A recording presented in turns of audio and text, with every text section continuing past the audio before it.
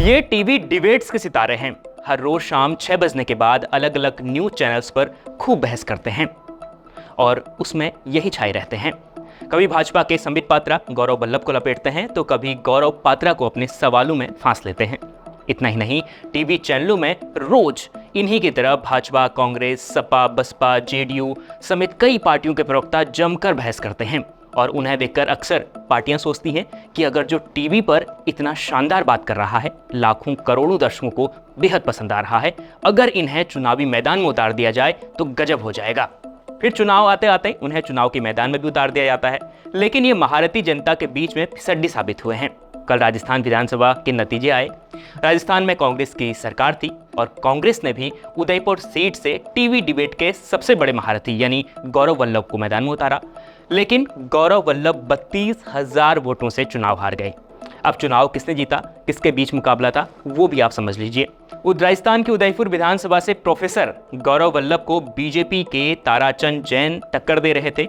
दिल्ली से लेकर जयपुर तक हवा थी कि गौरव वल्लभ चुनाव जीत रहे हैं और सीट निकाल लेंगे बिल्कुल आसानी से। लेकिन जनता की बात जनता ही जाने, जनता ने कांग्रेस के स्टार प्रवक्ता को बुरी तरह हरा दिया। अब आते हैं बीजेपी के star spokes person Sambit Patra पर। संबित पात्रा भी 2019 में ओडिशा की हाई प्रोफाइल सीट पुरी से लोकसभा का चुनाव लड़े थे। देश भर में नरेंद्र मोदी की प्रचंड लहर भी थी। इसके बावजूद बीजेपी प्रवक्ता संबित पात्रा करीब 11,000 से अधिक वोटों से चुनाव हार गए।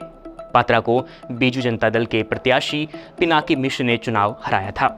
इस लिस्ट में तीसरा नाम है कन्हैया कुमार का। कन्हैया कुमार फिलहाल कांग्रेस पार्टी में है और 2019 के लोकसभा चुनाव में वो सीपीआई से चुनाव मैदान में थे। जेएनयू छात्र संघ के अध्यक्ष रहे कन्हैया कुमार की लोकप्रियता उस समय आसमान पर थी।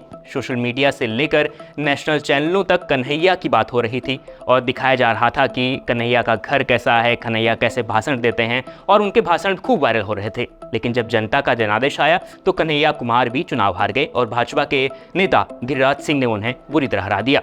तो कुल मिलाकर टीवी डिबेट्स के सितारे अब चुनावी मैदान में फिसड्डी तो साबित हो चुके हैं, और लेकिन इसकी वजह क्या है ये जानना बेहद ज़रूरी है।